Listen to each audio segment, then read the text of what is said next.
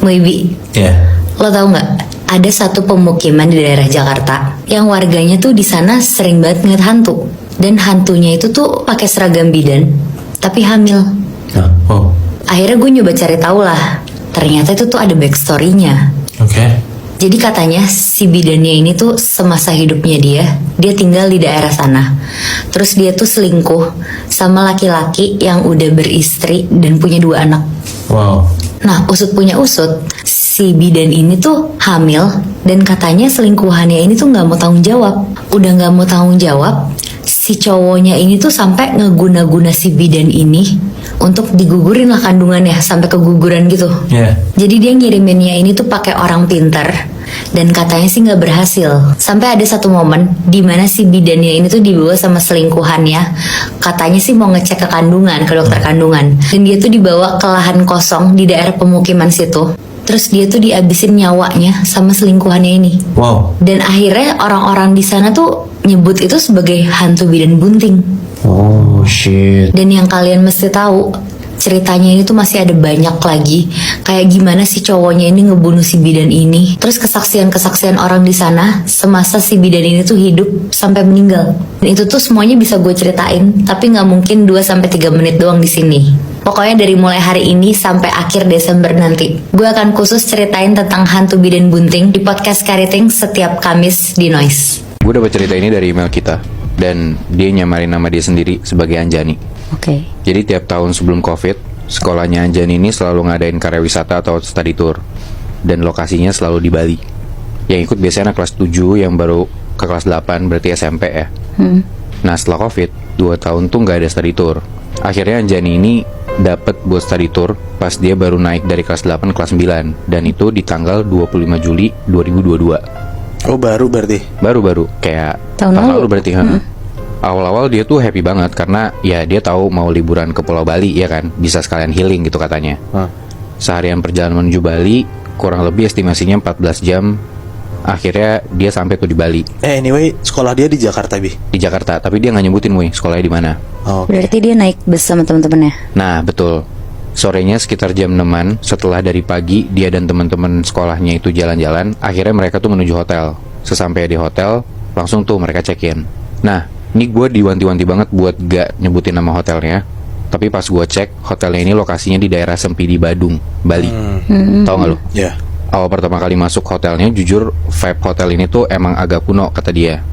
Dan creepy banget, kayak nuansa vintage tapi nyeremin. Nah, dan lo tahu, yang biasanya resepsionis atau pegawai hotel tuh masih muda-muda, cantik gitu kan. Ya apalagi di Bali gitu ya biasanya. Nah ini tuh beda Nat. Semua tuh udah kayak tua-tua berumur gitu. Ada sih yang masih ibu-ibu.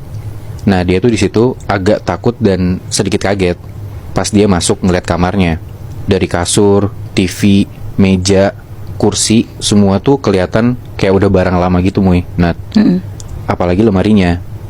Dan yang paling gak banget tuh, si Anjani bilang kalau dinding kamarnya tuh pakai keramik yang biasanya dipakai buat kamar mandi.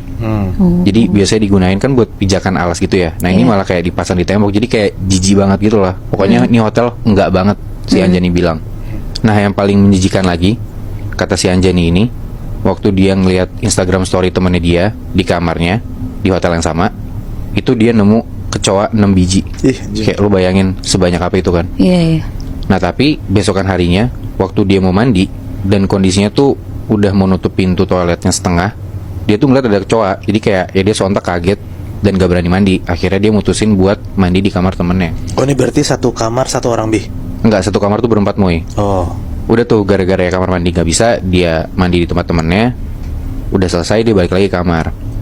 Nah mungkin karena dia mandi malam, dia seger banget. Dan ternyata ya dia minum kopi gitu loh. Jadi dia gak bisa tidur nih si Anjani ini di saat teman-temannya udah pada tidur. Dia tinggal sendirian di kamar itu berempat. Dia bangun tapi teman-temannya udah pada tidur. Akhirnya dia sendirian itu, dia main HP aja tuh, dia scroll TikTok. Dan ternyata dia gak sadar kalau itu udah hampir jam 12 malam. Terus karena dia bosan tiduran, akhirnya dia duduklah di kasur. Nah di saat dia lagi asik main HP sambil duduk itu, dia tuh ngeliat ada bayangan hitam lewat pelan dari jendela. Nah jadi si Anjani ini duduk di kasur yang dia tuh bisa ngeliat ke jendela. Dan jendela tuh ngarah ke lorong hotelnya ini, lorong bagian dalam hotel. Kebayang gak lo? Jadi lorong ya kamar-kamar hotel gitu loh. Jadi si Anjani itu berdiri madep, depannya tuh jendela.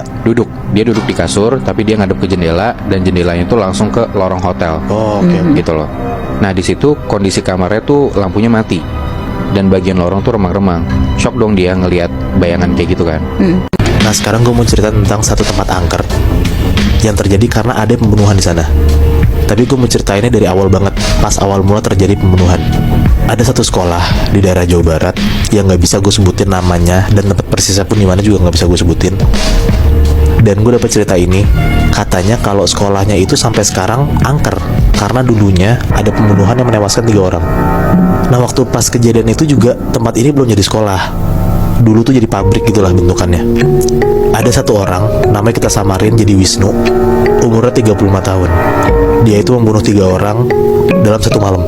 Oh, Yang dia bunuh itu satpam pabriknya, OB pabriknya, sama satu karyawan pabrik. Tapi itu cewek. Kenapa, Mang? Nah, motif pembunuhannya katanya karena si Wisnu ini dapat bisikan sama iblis. wah anjir. Jadi kayak dibisikin iblis gitu lebih. Nah, Iya.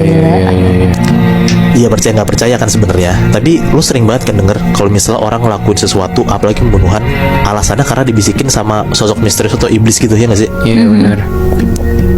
Jadi di satu malam, Wisnu ini tuh emang lagi kerja, banyak banget kerjaannya di pabrik, dan itu tuh harus kayak lama gitulah kerja sampai malam. Nah, tapi udah sebulanan ke belakang, Wisnu itu kayak udah mager-mageran kerja di sana. Karena gaji dipotong, tapi kerjanya tuh masih sama aja gitu loh. Nah, disitulah akhirnya Wisnu jadi kayak rada stres dan rada kena mental gitu. Jadi suka marah-marah, suka emosian, dan di rumah pun juga dia suka marah-marah sama ibunya. Nah anyway tuh dia belum nikah, dia cuma tinggal sama ibunya doang. Dan ya keluarga Wisnu tuh sederhana banget lah. Ibunya udah tua banget, udah umur 80-an. Jadi kayak yang ngidupin keluarga dan ngurusin rumahnya tuh pun juga cuma Wisnu doang gitu loh. Nah mungkin itulah yang bikin jadi kayak dia makin stres dan emosian. Nah ada di satu malam, Wisnu pas lagi fokus kerja banget, kan dia kerja lagi banyak banget kan Nat, dan harus banget lembur kan. Dia tuh kayak digangguin sama satu temen yang cewek, anak pabrik juga yang tadi gue bilang, sebut aja namanya Yani. Jadi di pabrik itu sisa mereka berdua di dalam pabriknya ya, maksudnya. Dan kejadiannya terjadi sekitar jam 10:30 malam. Si Yani ini kayak ngeledek-ledekin Wisnu karena katanya udah malam karena masih kerja, pokoknya ngecengin gitulah.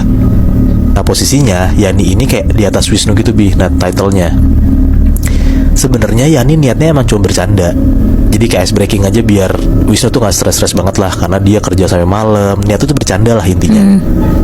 Tapi nggak tahu kenapa, kayak nggak ada angin nggak ada hujan, tiba-tiba Wisnu tuh langsung kayak ngebentak Yani gitu. Si Wisnu langsung ngata-ngatain Yani, kayak dibilang mentang-mentang title lebih tinggi daripada Wisnu, jadi belagu banget. Dan katanya pun juga Yani nggak bisa ngertiin Wisnu sama sekali, karena dia lagi kerja, tapi malah digangguin. Nah di situ Yani kaget banget lah dengernya. Tiba-tiba Wisnu emosi, karena kan si Yani cuma bercanda doang kan niatnya. Nah bukannya minta maaf juga, si Yani itu malah kayak ngecengin Wisnu. Dibilang kayak masa gitu aja marah bla bla bla gitulah. Nah lo tau gak Nat, apa yang Wisnu lakuin abis itu? Si Wisnu itu langsung ngambil rantai yang ada di pabrik itu, terus dari belakang pas Yani lagi duduk, si Wisnu tuh langsung nyekek Yani pakai rantai itu sampai leher Yani itu ngeluarin darah banyak banget. Anjir. Jadi kayak dicekek dari belakang pakai rantai itu, kebayang kan? Kayak sampai lehernya Yani tuh hampir mau putus karena Wisnu tuh ngikat lehernya Yani kenceng banget pakai rantai. Nah setelah kejadian itu, seketika Wisnu tuh langsung kayak sadar gitu Nat. Dia ngerasa kayak kaget banget dan dia takut banget sama apa yang udah dilakuin. Dia jadi kayak sadar nggak sadar gitu loh, udah ngebunuh Yani pakai rantai gitu. Ya itu emosi doang anjir. Emosi doang. Tapi parah sih emosinya ya. Nah karena Wisnu panik banget, nggak pakai mikir panjang, Wisnu tuh langsung motong badannya Yani langsung jadi 6 bagian. Buset. Kaki, tangan, badan, leher, pokoknya semua dipotong satu-satu. Nah abis dipotong-potong tubuhnya, semua bagian tubuh Yani yang dipotong itu langsung dimasukin dalam plastik sampah yang gede banget sama si Wisnu ini. Nah pas si Wisnu lagi masukin ke plastik sampah badan-badan si Yani yang udah dipotong ini, si Wisnu tuh denger kalau ada orang yang mau masuk ke dalam ruang pabrik itu. Paniklah si Wisnu kan, takut ketahuan. Dia langsung nunduk, ngumpet di balik meja dan ngeliat tuh siapa yang masuk ke dalam ruangan pabrik itu. Jadi kayak ngintip gitulah. Dan ternyata dia ngeliat yang masuk ke dalam ruangan pabrik itu si OB-nya, sebut aja namanya Boril. Si Boril ini masuk karena mau beres ruangan, karena dari luar dia ngeliat kayak lampu pabriknya masih nyala, dan dia tuh tahu kalau misalnya masih ada orang di dalam. si Wisnu juga lihat kalau misalnya tuh baru itu lagi ngerapin meja satu-satu, pokoknya ngerapi lah, emangnya tuh mau ngerapiin. Karena Wisnu udah panik banget dan takut banget. Tahun 2015 ada satu keluarga yang habis ngalamin kecelakaan di daerah Jakarta Selatan. Jadi kayak ada jalan raya yang kanan kiri itu rumah gitu, dan ini jalan protokol gitu lebih net. Jadi kayak di Pondok Indah gitu, kebayang nggak? Dan satu keluarga ini isinya bapak, ibu, dan anaknya yang mungkin umurnya 15 tahun. Kejadian itu terjadi di jam 2 pagi. Satu keluarga ini ngalamin kecelakaan tunggal. Dan kecelakaannya itu terjadi di depan rumahnya Bapak Sutoyo. Jadi di depan rumah Bapak Sutoyo ini ada pohon. Nah, keluarga ini nabrak pohon itu dan meninggal di tempat. Semenjak saat itu, selama hampir sebulanan, keluarga Pak Sutoyo itu ngerasa kayak selalu aja ada yang aneh di rumahnya. Jadi rumah itu